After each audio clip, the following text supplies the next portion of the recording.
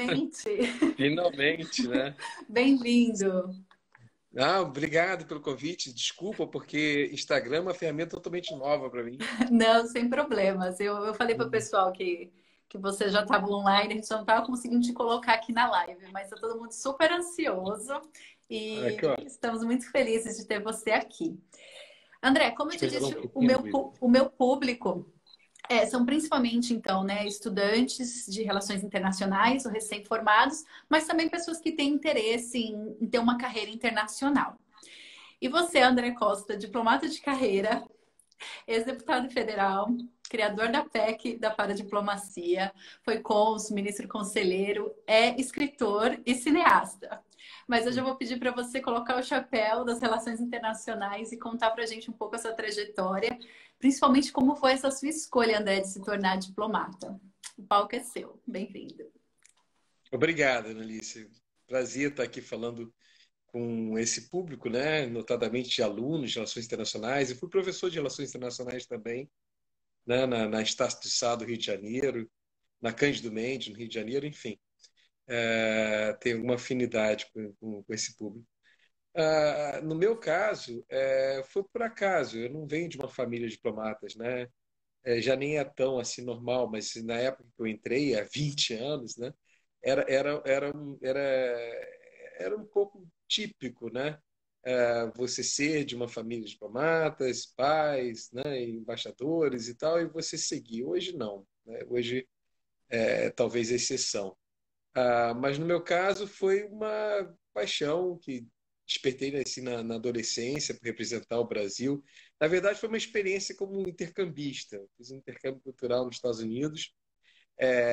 Pensava em cinema, estou fazendo cinema hoje, mas era algo que eu pensava em encarar como profissão, né? Day job, vamos dizer assim. E aí eu achei muito interessante ser convidado para uma escola ou outra durante esse meu ano de intercambista para falar sobre o Brasil. Eu falei, poxa, que ótimo, né? Você pudesse ver minha vida pelo exterior, mas, né? E representando esse nosso país tão fantástico, tão diverso, tão emblemático em todos os aspectos, né? Seria bem uma vida bem interessante. Então eu voltei assim para o Brasil ao final do meu high school, né? Terminei o high school, voltei e aí, enfim, já busquei um vestibular, já, no meu caso foi direito, já pensando na formação para o Rio Branco, né? Na preparação para o Rio Branco. Foi assim que aconteceu. Assustei a minha mãe, disse: Olha, eu quero ser. Descobriu que eu quero ser. E como foi a Diplomata. O recepção dos seus quê? pais? Como assim, né? Quando? Onde? Como é que é isso, né? E Aí como eu fui foi? atrás. Hoje tem muita informação, né? A Sim. minha época nos anos 90, meados dos anos 90, não tinha muita coisa assim, você tinha que correr atrás mesmo. E eu lembro que eu fui ao Itamaraty do Rio de Janeiro, né? Eu sou de Niterói, e recebi um guia, um manual né? Algumas informações sobre as provas, e eu falei, poxa, mas eu preciso de algo mais. Aí fui até Brasília, na minha inocência, né? Achei que fui até Brasília, tinha, assim, acho que 19 anos. Fui até o Rio Branco, em Brasília. E cheguei e achei que tudo, imagina, né? Com 19 anos, né? Iniciei sem ingresso na Faculdade de Direito, já vendo aqueles corredores do Rio Branco, me assustava um pouco, né? E aí eu pedi à secretária lá informações sobre o concurso. E ela me deu o mesmo livrinho que eu tinha tido no Rio de Janeiro.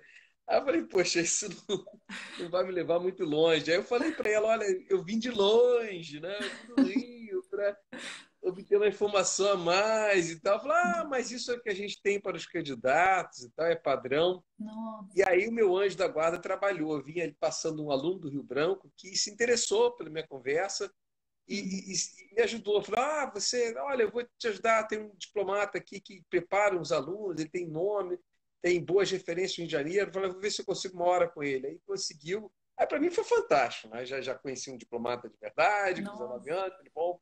Fui ao gabinete dele e ele me deu ali do punho, escreveu os professores que eu tinha que procurar no Rio de Janeiro, para português, para inglês, para essas coisas todas, que francês que havia na época, como depois voltou, né? Mas na minha época era um exame eliminatório francês, né?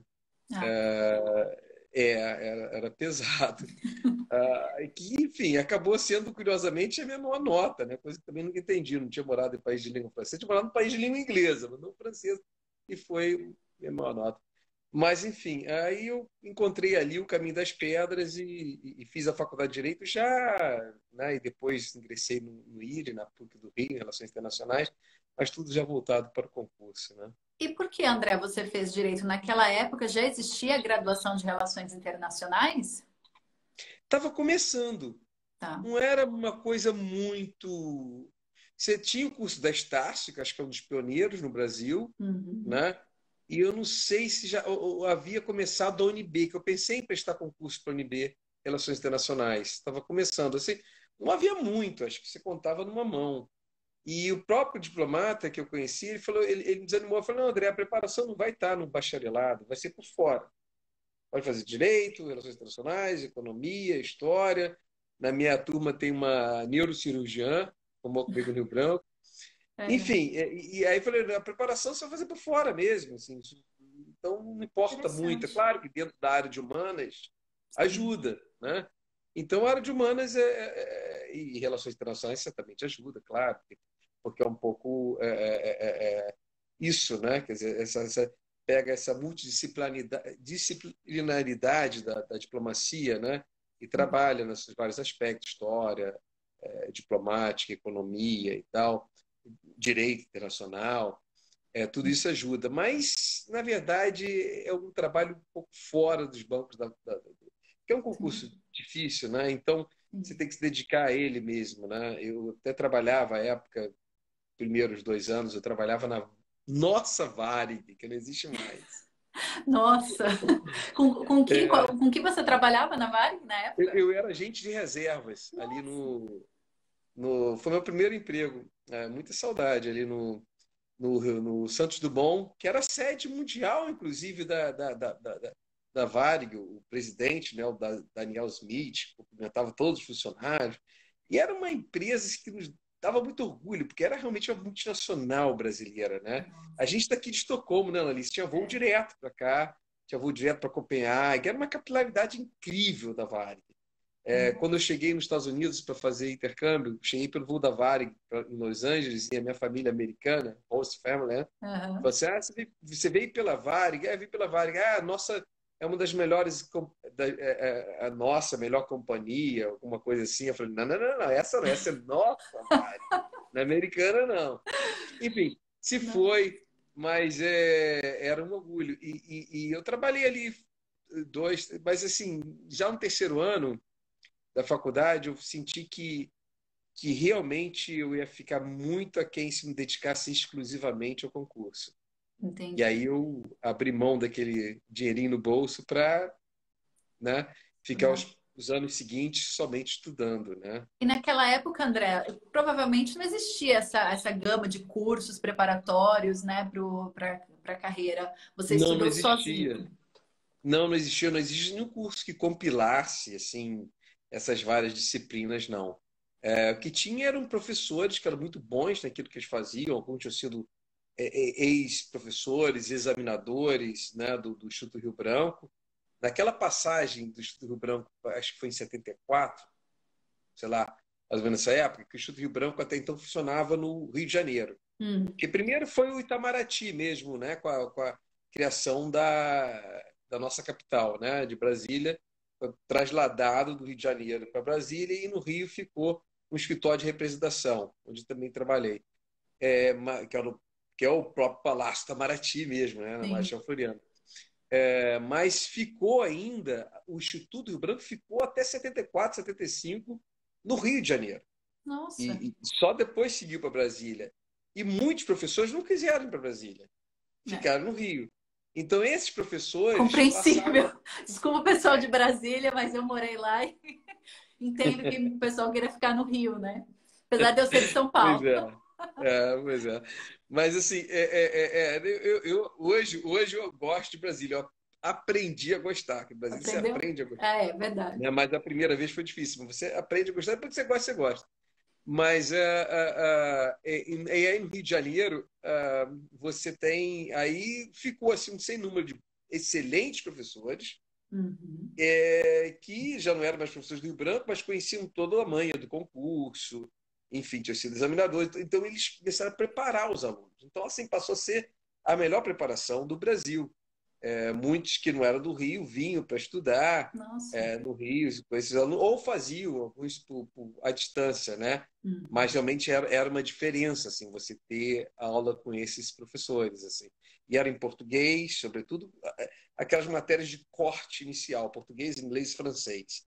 Isso aí eles eram decisivos. Depois, para a segunda fase, terceira fase, aí já era um trabalho mais, assim, não tinha um cursinho, era um trabalho mais individual. A gente montava grupos de estudo, né?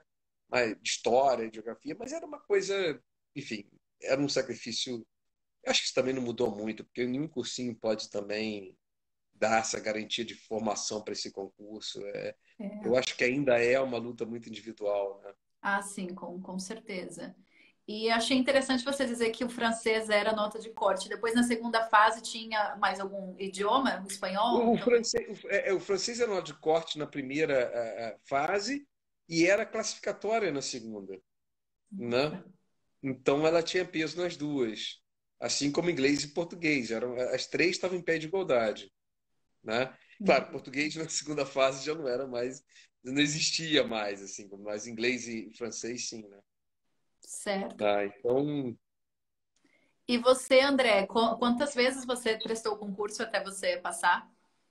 3 vezes. Três. 3 vezes. Eu prestei a primeira e, assim, acho que tipo, o concurso também você se prepara e tudo, mas tem aquela coisa bem sorte, né? Uhum. Então, eu passei sempre pela primeira fase. Sempre. Eu consegui o mais difícil, porque as pessoas, né, têm muita dificuldade, porque o grande corte, agora ainda é, mas naquela minha época, se cortava 95%, 98% na primeira fase. Até que na segunda fase em diante, você já recebia subsídio de passagem aérea, hotel, dinheiro no bolso para comer, pra, Nossa. durante 20 dias. Então já era sustentado pelo Itamaraty nas fases seguintes. A primeira, e já em Brasília. A primeira nos seus estados, né? E a Uhum. primeira em Brasília para um grupo muito seleto, onde geralmente já estava ali perto do número de vagas. Assim. Passava 2-1 para a segunda fase. Né? Uhum. Então, ou 1,5-1, quer dizer, tinha que tirar meio ali. Né? Então, praticamente já estava com a vaga na mão. Né? Então, o mais difícil sempre foi, para a grande maioria dos candidatos, passar pela primeira fase, sobretudo Uhum. na minha geração. Eu consegui a coisa mais esdrúxula. Eu passei sempre para ser direto na primeira fase e caí na segunda fase. Quer dizer, Nossa. caí no mais óbvio.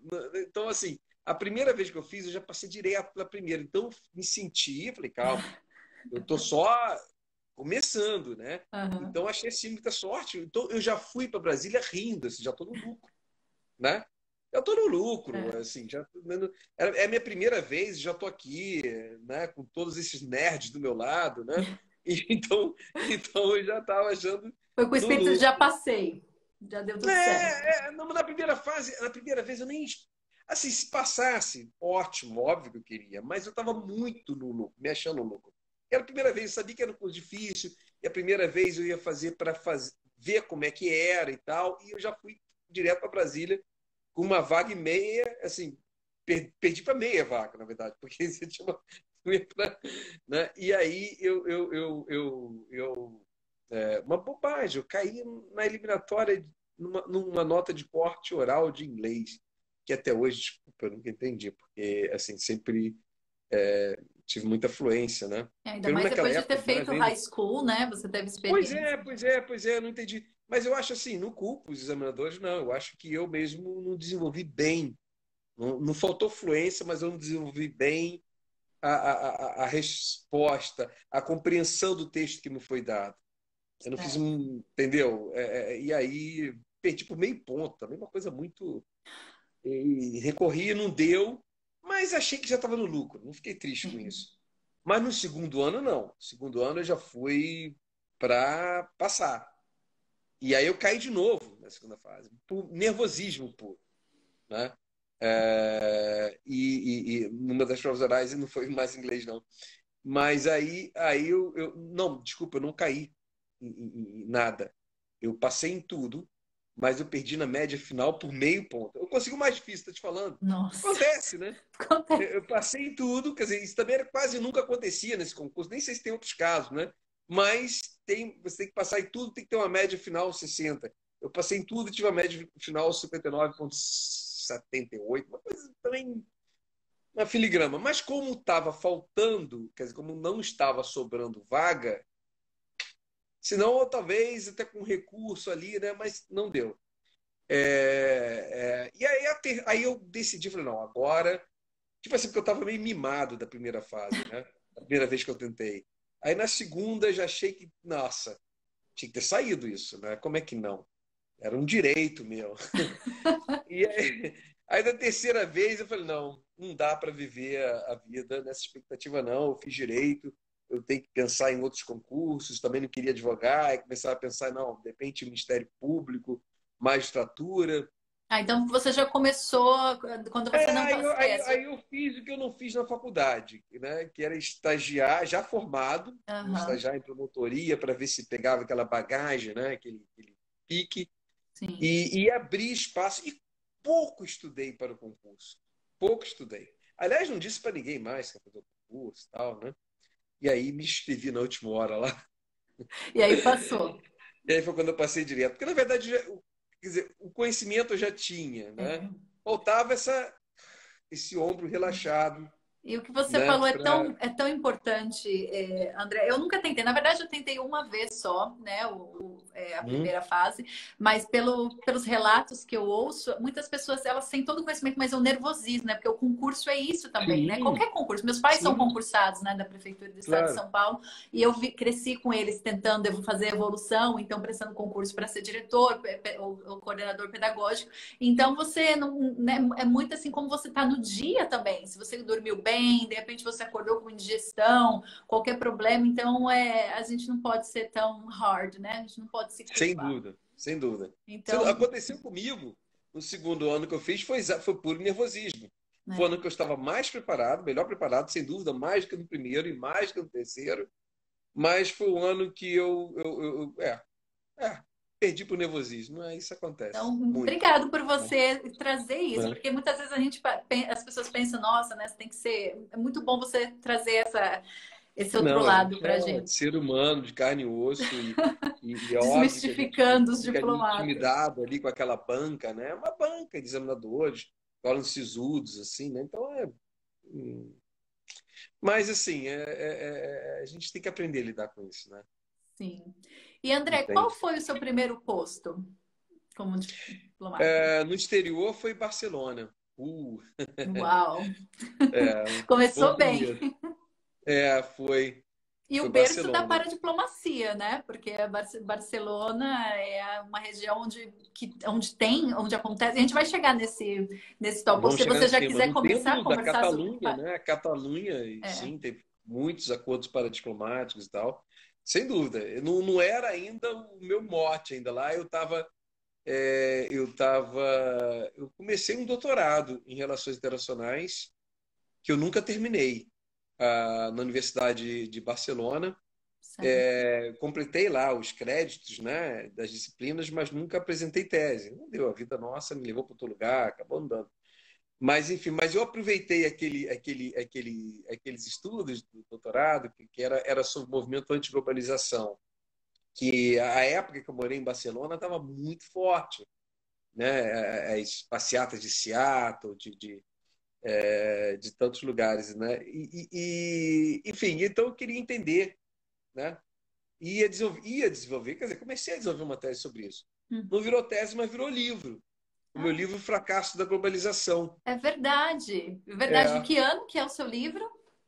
é de 2005, 2005. chama-se Fracasso da Globalização. Tem um subtítulo que não foi usado, porque não tem apelo de marketing, né? Que Aham. é das ruas de Praga, a construção dos Brasis, né?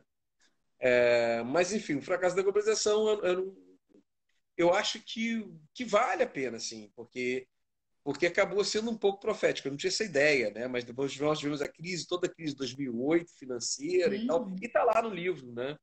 Tá livro. Quer dizer, Uau. a minha análise foi o fracasso da globalização do ponto de vista neoliberal, um viés neoliberal, aqueles 30 anos de neoliberalismo e tal, e que as contas não iam fechar. Isso não ia acabar bem para ninguém, sobretudo para nós aqui de baixo, né? Uhum. Não para as elites transnacionais que estão cada vez mais ricas, né? Mas, enfim, então é o fracasso da Convenção neoliberal. Não o fracasso da globalização como fenômeno cultural, porque isso aí não tem como Não, fracassar. Isso é natural, desde que a gente saiu das cavernas, que a gente está se globalizando, né? Mas é interessante, se me permite falar um pouquinho sobre claro. isso, porque tem um gancho que eu encontrei à época com os utilitaristas ingleses. Porque você há de lembrar que, enfim, se pensar aquela corrente de economistas ingleses, né, no auge, no apogeu da Revolução Industrial, os Hum. utilitaristas como Bentham, né, Stuart Mill, eles acreditavam que a economia só fazia sentido como ciência, como área de estudo, se fosse para as suas análises, né, tivesse como objetivo final, né, levar os seus planos, os seus programas, né, levar fazer a maior felicidade para o maior número de pessoas possível. Esse é o mote utilitarista, a maior felicidade para o maior número de pessoas possível. E aí, no auge, no apogeu da Revolução Industrial, quer dizer, na Inglaterra, no topo do mundo, com a diplomacia dos canhões, os utilitaristas ingleses, né, que eram os grandes expoentes da economia inglesa da época, disseram: a Revolução Industrial fracassou. Isso chamou muita atenção.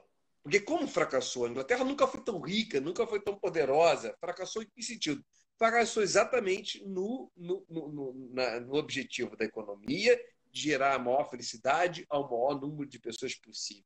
Porque as pessoas vivendo da forma abjeta como estavam vivendo nos subúrbios de Sim. Liverpool, de Londres, né?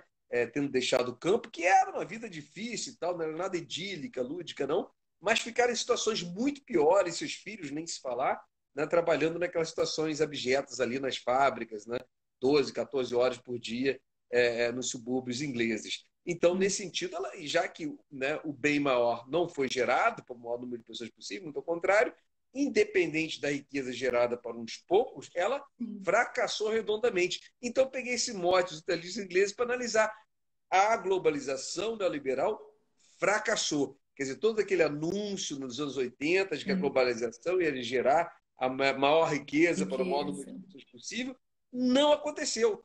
Né? Os pobres estão cada vez mais pobres, a miséria está aumentando pelo mundo. Então, assim, era mais ou menos uma análise do fracasso da globalização, era por isso aí. Não, e Esse precisa ter caminho. muito guts, né? Precisa ter muita coragem para falar isso, né? Antes da crise, porque depois ficou mais fácil, né? Todo mundo. É. Agora você. Não, na época não foi. Eu lembro que teve alguma publicidade, né? Eu dei algumas entrevistas, à época, o Jornal Globo, o Jornal do Brasil, que não existe mais, e outros.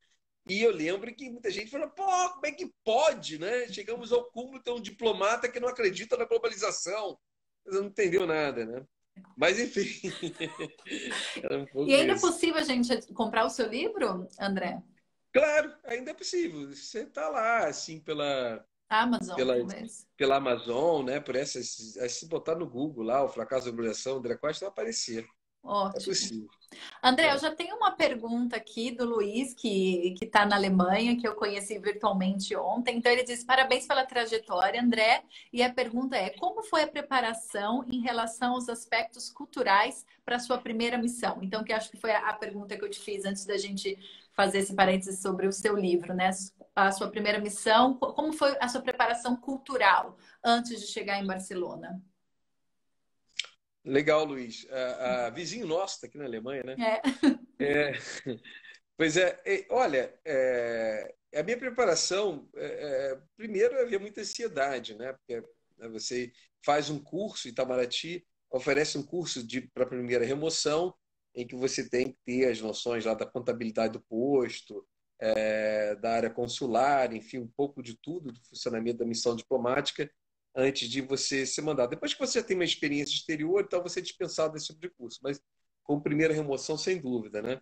Então, eu fiz esse curso técnico, né? Uhum. A preparação cultural, eu procurei ler muito, assim, da Espanha, história, sobretudo da Catalunha, né? Porque eu não estava indo para a embaixada em Madrid, né? Onde teria uma visão do todo da Espanha. Eu estava indo para o consulado geral em Barcelona. Então, assim, o espectro ali era muito mais delimitado, era Catalunha, né? Uhum. Então, assim, a história da Catalunha, a cultura, um pouco foi um pouco individual isso, mas eu Estudou acho que catalão? não parlo catalão, não, Não. não. Mas mas entendo tudo, porque o ouvido educa rápido, que é parecido, a mistura de português com francês, é bem latina. E aí teve também um estudo do posto mesmo, que Itamaraty também, você tem lá, pode pesquisar nos anais lá do Itamaraty, o histórico do posto, das comunicações antes de chegar e tal, para você chegar familiarizado, né, com todo o conteúdo trabalhado pelos seus colegas ali, de antes e do momento, né, para você chegar já preparado. É isso. Certo. Perfeito. E isso é de praxe, André? Depois, nos seus próximos postos, você também teve algum tipo de preparação? Como que funciona? Complementando a pergunta do Luiz. Tive sim. Tem essa informação que você tem que ler os maços, né?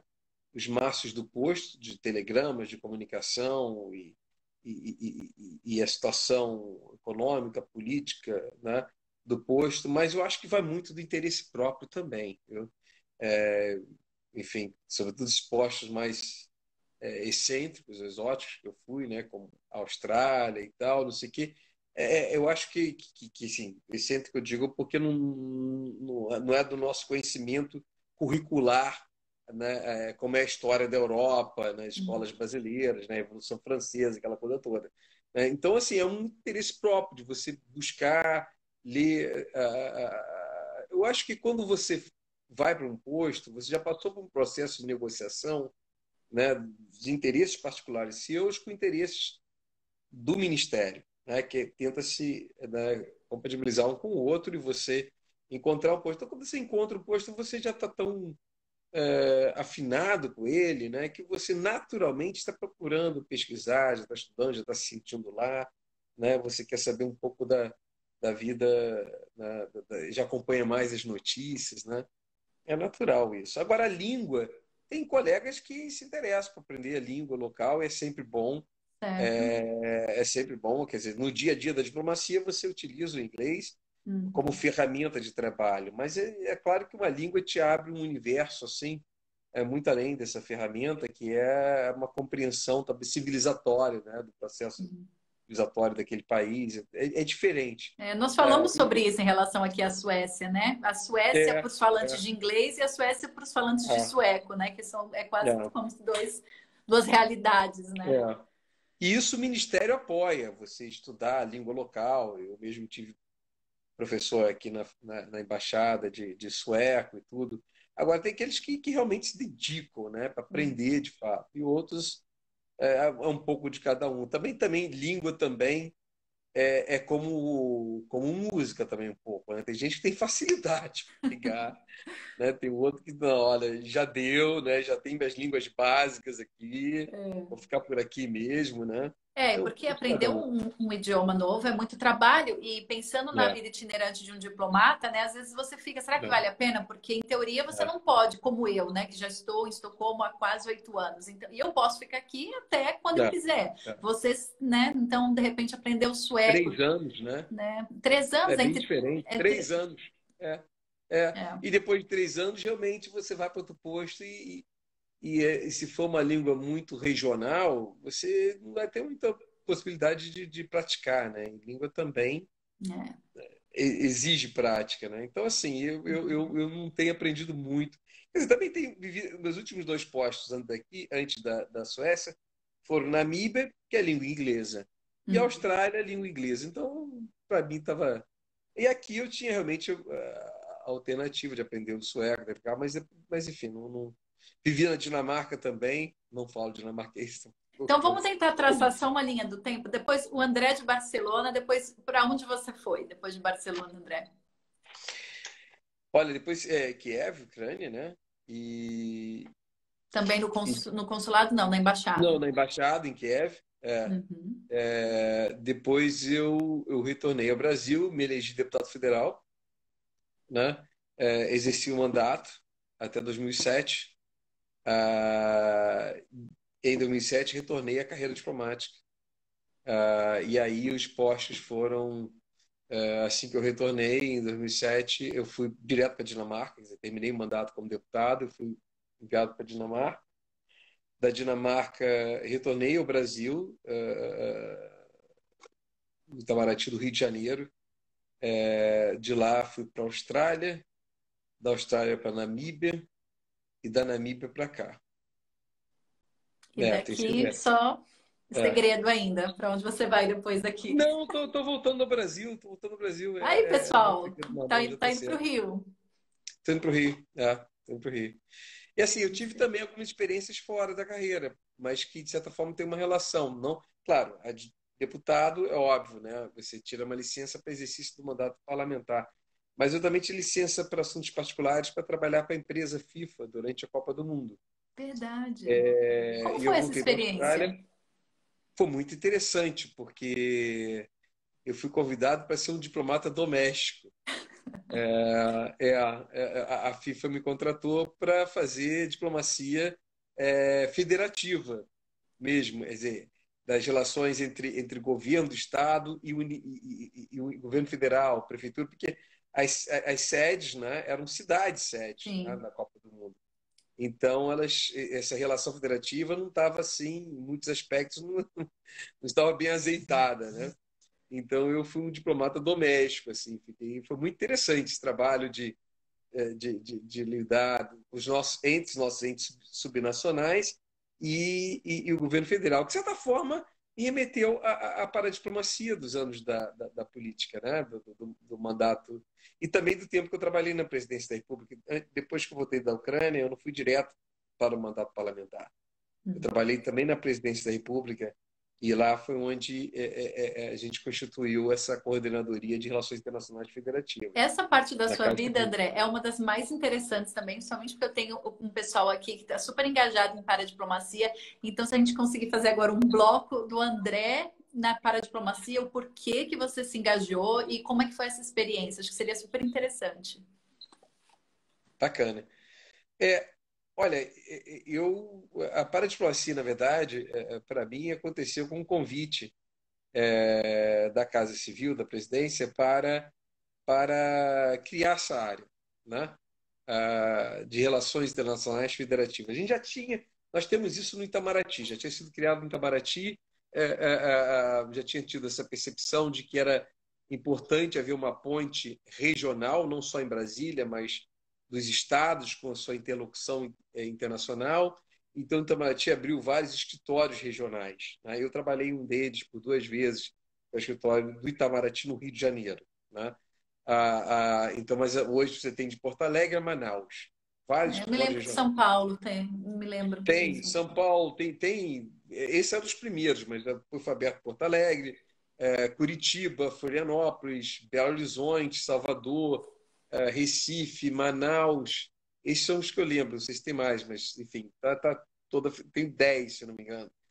E então já havia esse movimento, foi criado também a FEPA, que é a Assessoria de Relações Federativas no Congresso e tal. Mas a presidência foi uma coisa mais ousada, porque a presidência queria ela ter um olhar desse movimento paradiplomático, no sentido de apoiá-lo, né? Estimulá-lo e apoiá-lo, num jogo combinado. Porque hoje, já a época que eu estava lá na presidência, você tem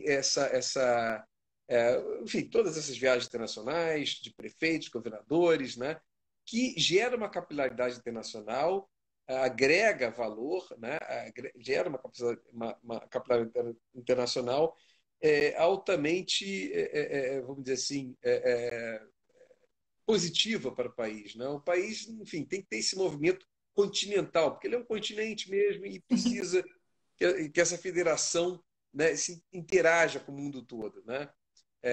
sem essa dependência do poder central, do governo central. E acontece naturalmente, porque é a globalização, é o fenômeno natural. O prefeito, eu lembro que quando estava em Porto Alegre, a prefeitura de Porto Alegre estava em Barcelona, e a prefeitura de Barcelona tinha muita cooperação com a de Porto Alegre e fazia aqueles acordos todos na época do Fórum Cidade Mundial irmã, né? Social. Não tem? Também, mas havia ainda o Fórum Mundial Social de Porto Alegre. Ah, é Eu me verdade. lembro, o prefeito de Barcelona, Joan Clos, fez um grande movimento, não, porque eu estou trazendo para Barcelona o espírito de Porto Alegre, né? Dentro dessa coisa de resistência a uma globalização excludente, neoliberal, né? Então, assim, a presidência, nós criamos isso, e uma das primeiras medidas foi, primeiro, fazer uma radiografia de todas as secretarias de relações internacionais municipais, né? E aí você tem aquelas já clássicas de São Paulo, que, aliás, é uma paradiplomacia muito respeitada no mundo inteiro, conhecido, o CASE, né? Paradiplomático de São Paulo.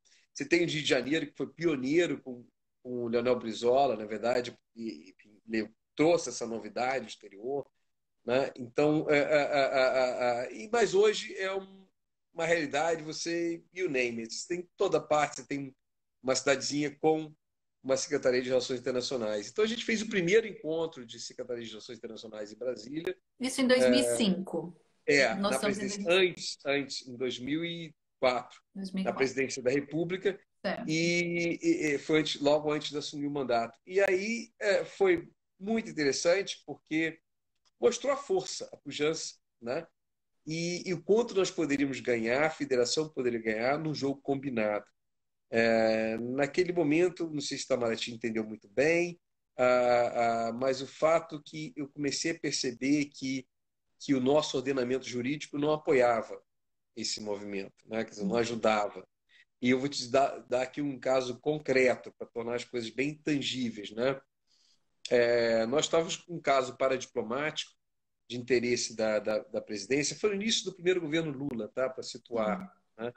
E o PT, como o Brizola, né, o seu PDT que trouxe para o Rio de Janeiro, tinha no exílio, isso é natural dos partidos que viveram mais o exílio, criaram muita relação internacional, pessoal até, com partidos de esquerda na Europa, de outros lugares e tal, até porque formaram ali uma rede de apoio mútuo, né, de cooperação e tal, solidariedade, né? Foram recebidos aqui na Suécia, muitos, o Gabeira, né, viveu aqui na Suécia, né, e outros tantos exilados. Então, havia isso.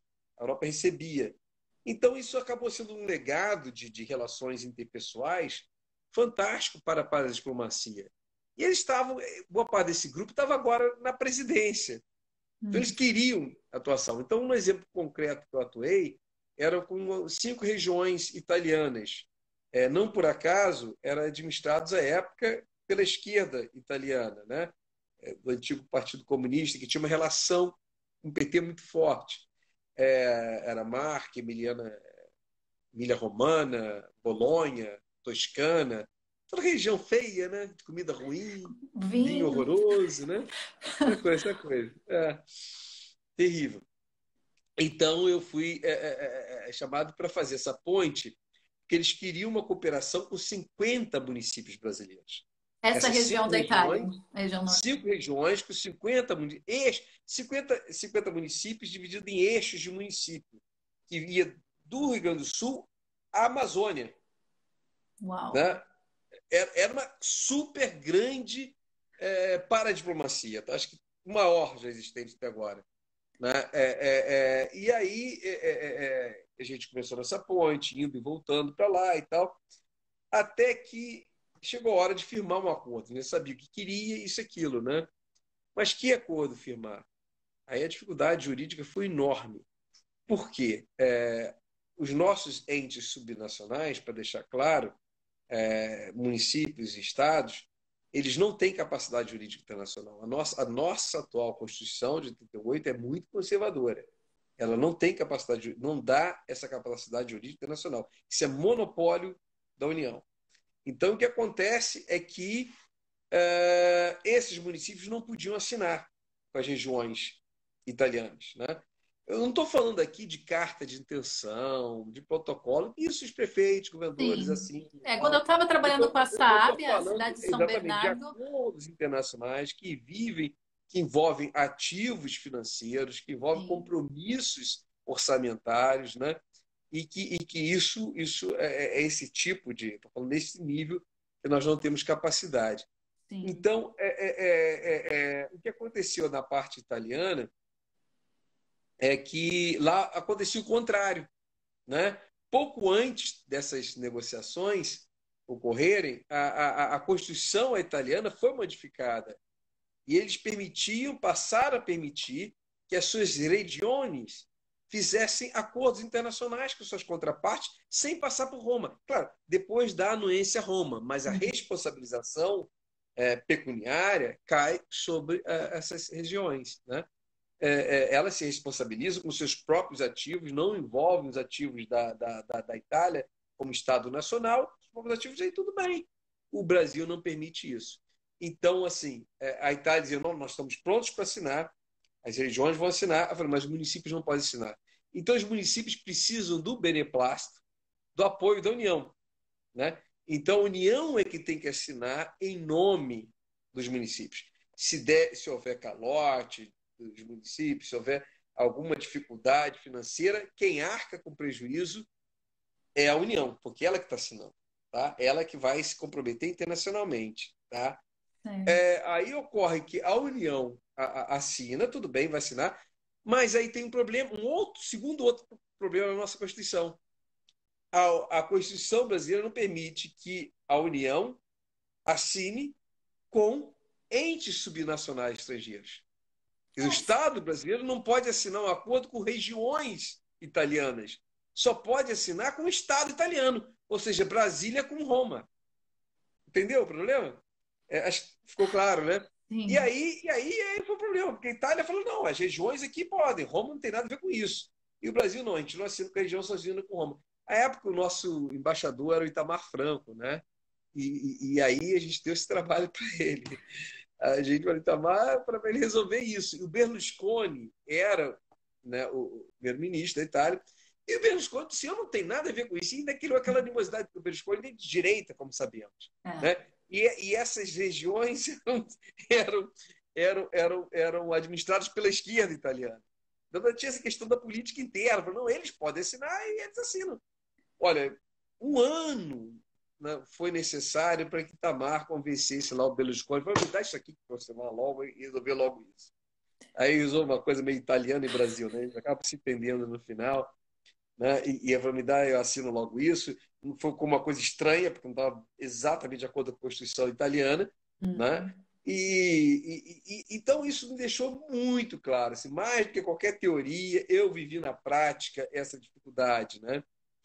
Então, quando eu cheguei ao mandato de deputado federal, eu falei, bom, é claro, tinha muitas outras propostas, mas eu falei, mas essa aqui eu aprendi. A gente precisa fazer esse ajuste na nossa Constituição. Aí comecei a estudar e percebi que outras repúblicas federativas já tinham feito esse ajuste há muito tempo. A nossa vizinha, bom, eu tô na Suécia, mas para quem está aí no Brasil, a nossa vizinha, né, Argentina, ela mudou em 92, se não me engano, a sua Constituição, permitindo que as suas províncias, né, Corrientes e tantas outras, acordassem internacionalmente. E aí geraram dois modelos. Um modelo mais liberal, de que o Estado da Federação pode assinar o acordo e depois apenas dar conhecimento ao governo central. Né? É o que a Argentina está fazendo, é o que a Alemanha faz. Né? E existe um outro modelo, que é o modelo italiano, né, que é menos, mais restritivo. Tipo assim, não, as regiões assinam independente, os estados independentes, mas mediante prévia anuência do Poder Central. Ou seja, o Poder Central ele apenas avalia se aquele acordo que o São Paulo quer assinar com a Catalunha Uhum. vai implicar os ativos apenas de São Paulo, não vai comprometer os ativos da União. Aí tudo bem, dá autorização, é pro forma burocrático, e ele assina, e a responsabilidade recai toda sobre São Paulo, como exemplo. Né? Eu adotei esse modelo mais restritivo. que eu achava que já estava assustando, né? Uhum. Um pouco no debate, então eu falei, vamos propor um modelo mais restritivo, porque a gente também não é uma Alemanha, no sentido de pode dar uma certa. Eu já estava vendo que estava havendo algumas dificuldades lá na Argentina, de algumas províncias que tinham assinado acordos internacionais, depois estava sendo questionado por Buenos Aires, que estava envolvendo o Estado Nacional argentino como um todo. Então, eu falei, bom, para evitar isso, vamos por esse lado de que os entes supranacionais fazem acordos internacionalmente, ficam responsáveis pelos seus acordos, mediante prévia anuência e aprovação do governo central. Isso seria o melhor dos mundos, porque aí Parece fazer todo sentido, mas por que que isso travou? Por que que até hoje a gente não tem isso resolvido no Brasil? até hoje, né? Olha, foi por pouco que a gente não teve aquela época, né?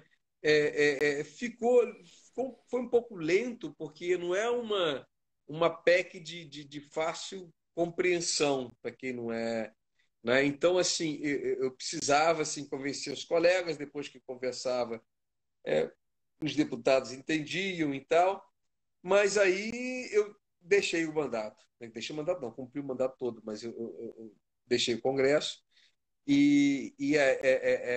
Nesse sentido, não, a PEC ficou, porque tudo que um deputado, né, passa, deixa, continua, mas não foi adiante. E a PEC tem aquela coisa de que um pouco de vaidade, porque às vezes a PEC leva o nome da pessoa, isso era Aham. bobagem. Mas assim, as pessoas não lutam muito por ela se não for de autoria dela, isso é a prática, né? Eu Ah, cheguei a tá. falar com um, falar com o outro, pedir e tal, já não estava mais lá, mas não foi adiante. Eu acho que é mais ou menos por isso também. Precisa daquele chato que fica ali, né? Eu tive a oportunidade de estar como diplomata em Copenhague, recebeu então o presidente Temer, não como presidente da República, como presidente da Câmara dos Deputados, né? Certo. Esteve lá e jantando com ele. Eu falei, presidente, olha, ele me conhecia de época de deputado. Eu falei, tem essa minha PEC lá, e ele é um bom constitucionalista, né? Ele examinou, achou, entendeu e tal. Não, a gente precisa disso e tal. Então, olha só, ele entendeu, mas precisa da figura do. Como é que é aquela coisa que está subindo um pouco no Brasil, que é tipo da nossa burocracia meio medieval, né? O despachante. Precisávamos do despachante, o deputado despachante. Fica ali, olha, presidente, está parado na comissão tal. Tá parado. Em suma, é isso. Não é que Aham. tenha resistências intelectuais, a PEC não é nada disso. Faltou um padrinho.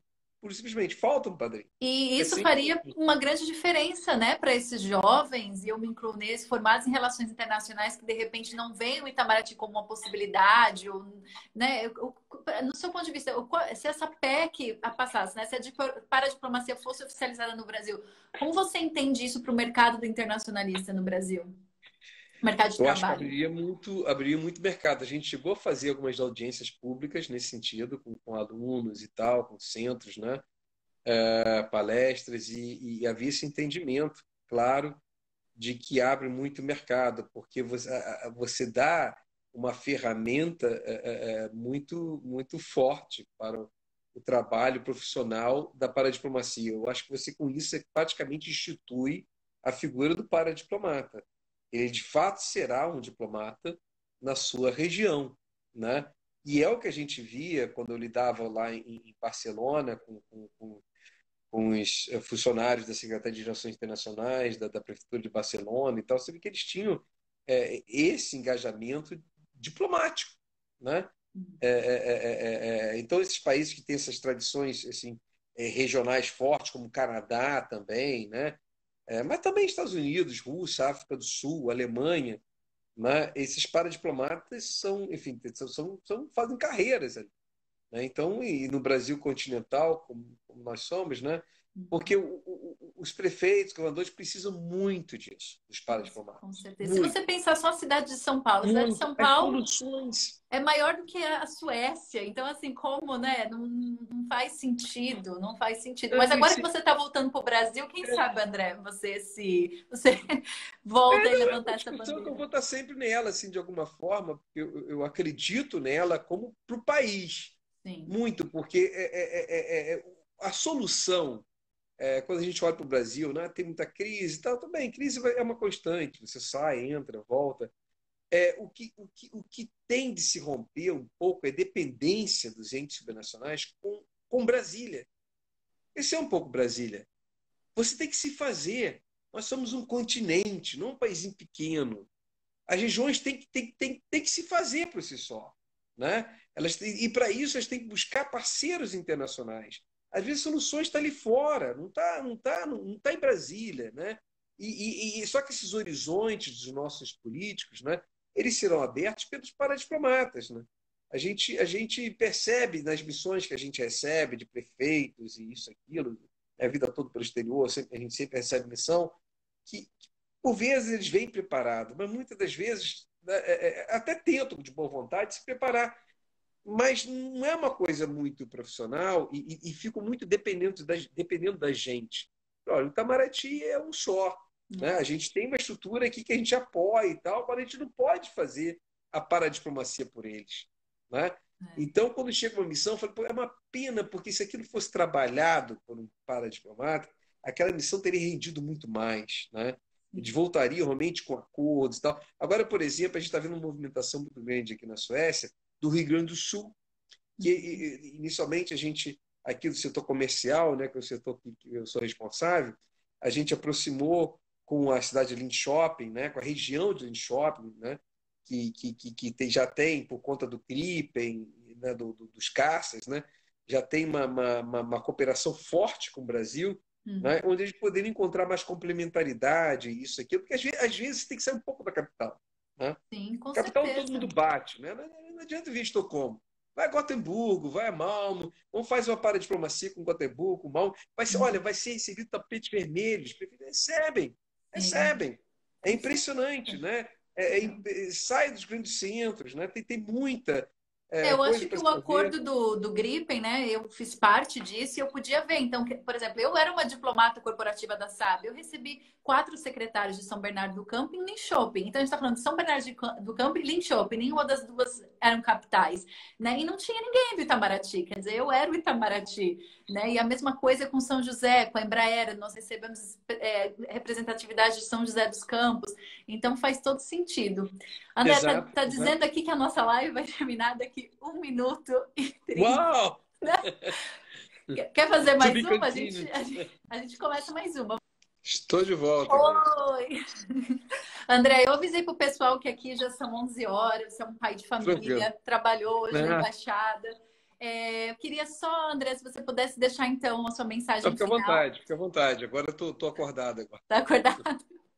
Não, é que esse assunto é fascinante, né? E como eu disse, eu conheço um pessoal do tempo que eu criava conteúdo no Internacionalidades, a Karina está aqui, por exemplo, e eu sei que tem outras pessoas que estão super engajadas nesse tema, e eu queria saber se eu posso deixar o seu contato, o seu LinkedIn, o seu Instagram com essas pessoas, claro. Né? Ótimo, então. Claro, o Instagram é uma ferramenta nova para mim, então é bom para a gente já começar a praticar. Pode deixar o contato. Ótimo. E André, quais são então suas considerações finais? Qual é a sua mensagem para esses jovens? Assim, uma coisa, a gente precisa de mensagem positiva, né, André? Ainda mais 2020, pelo amor de Deus. Aí dia 3 de novembro está chegando aí, ninguém sabe o que vai acontecer nesse 3 de novembro. Então, qual é a sua mensagem assim de esperança? O 3 de novembro, você disse que é nos Estados Unidos, é isso?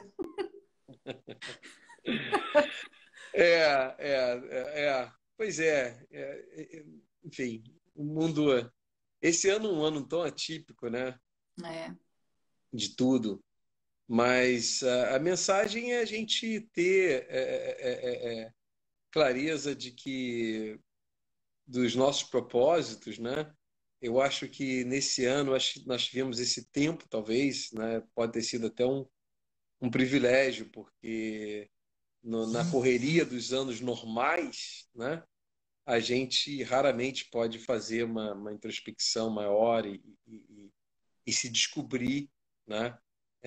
Então, eu acho que espero que todo mundo tenha se descoberto aí para o melhor. Acho que o mundo precisa disso, né? Falando da paradiplomacia, eu tenho uma crença na paradiplomacia muito forte para um mundo melhor, porque é a história da globalização, né? O local se comunicando com o global. e que por muitas vezes você traz resultados mais interessantes para o futuro mesmo da humanidade do que as velhas relações interestatais, né? Essa tem sido tão limitada. Você falou da eleição de 3 de novembro. Pois é, a gente fica na dependência de um líder, de outro líder, né? De uma situação ou outra, quando, na verdade, o local pode se comunicar diretamente com o global, buscar suas soluções. Falando do líder e essas limitações, eu lembro quando eu trabalhei em Copenhague, na COP15, né? Havia muita expectativa, que foi a Conferência Mundial do Clima, Sim. né? Em 2009, em Copenhague, eu estava lá na embaixada, e havia toda né, aquela euforia de que o Obama presidente, de que a gente conseguiria um grande acordo pujante, né, de defesa do clima e tal, mas, bom, naufragou, como vocês sabem. Depois nós tivemos alguns ajustes no Acordo de Paris, mas, enfim, está longe de ser o desejável. E eu lembro que, àquela altura, as regiões fizeram muito barulho, né? O Schwarzenegger, por exemplo, que era governador da Califórnia, no embate incrível com Washington, que tinha uma posição, né, que foi antes da posição do Obama, né, tinha uma posição conservadora, e a Califórnia falou: não, eu vou fazer eu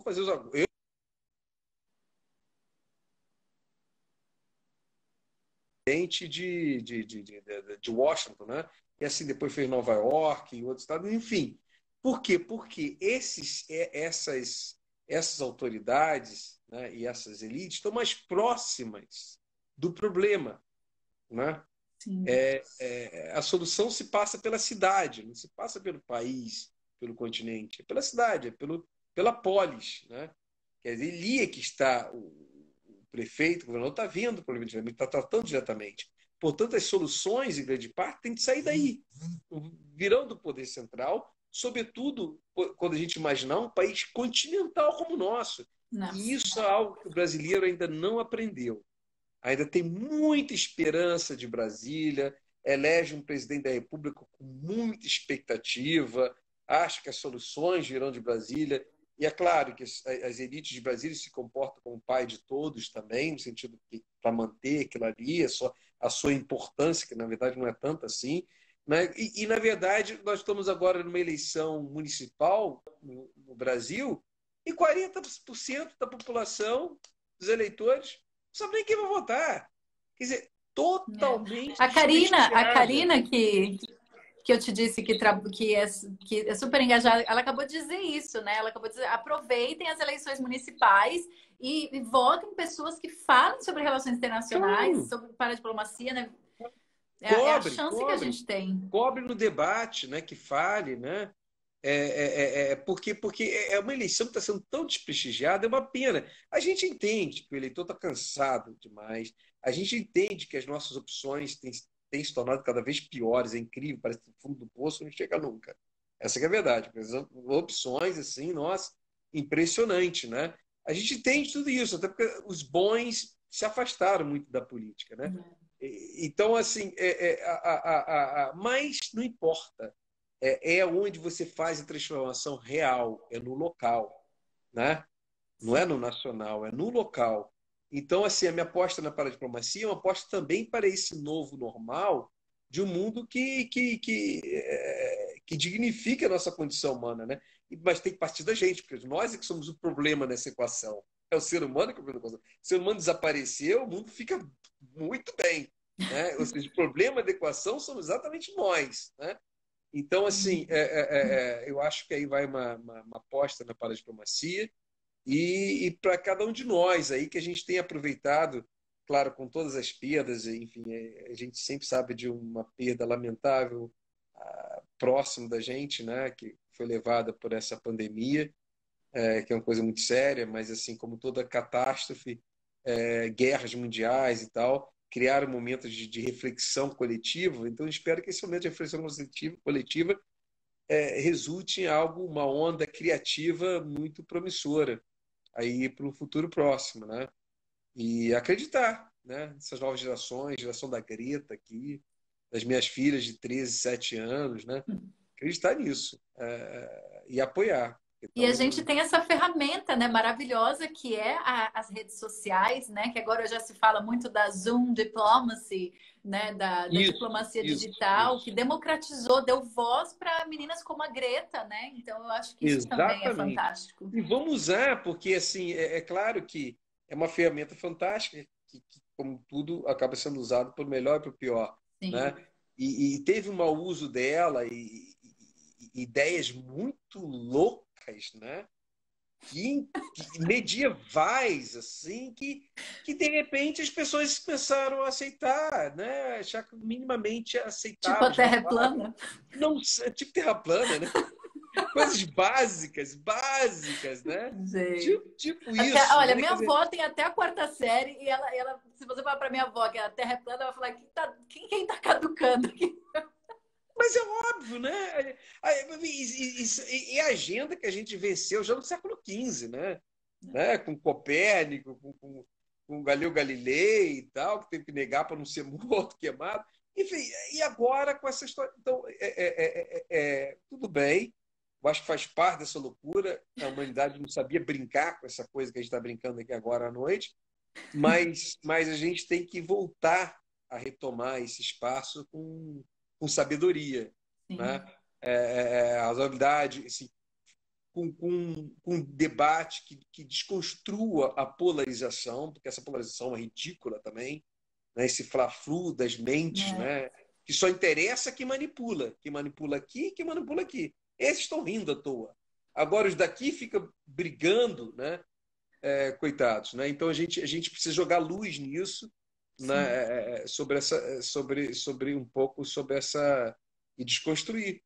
Mas então, enfim, fizemos Um um ensaio essa fechamento noite. Foi aqui. legal. Muito, muito obrigada, André. Não tenho palavras para te Eu que agradecer. Aliás, agradeço. quero te Muito agradecer legal. com um jantar aqui em casa, com você e a sua Opa, família, antes de vocês voltarem opa, para Brasília. Será um prazer receber vocês aqui. tá sim. E, e agradecer, então, que bom que o pessoal pode te adicionar. Quem tiver perguntas, fico muito grata que você, né, tenha dado essa abertura para esses jovens de relações Com certeza. internacionais e afins. Tenho muita saudade, inclusive, do meu tempo de professor, né? Então, acho que essa Ah, ajuda quem esse, sabe? esse Olha, contato novamente com o aluno e tal. Muito seria legal. uma honra Estou à ser a disposição. sua aluna um dia. Estou à disposição. Muito Legal, obrigada. obrigado. Tak so Uma boa mycket. noite para todos. Boa noite, Tá? pessoal. Oh, tchau, tchau. Obrigada. Tchau, tchau.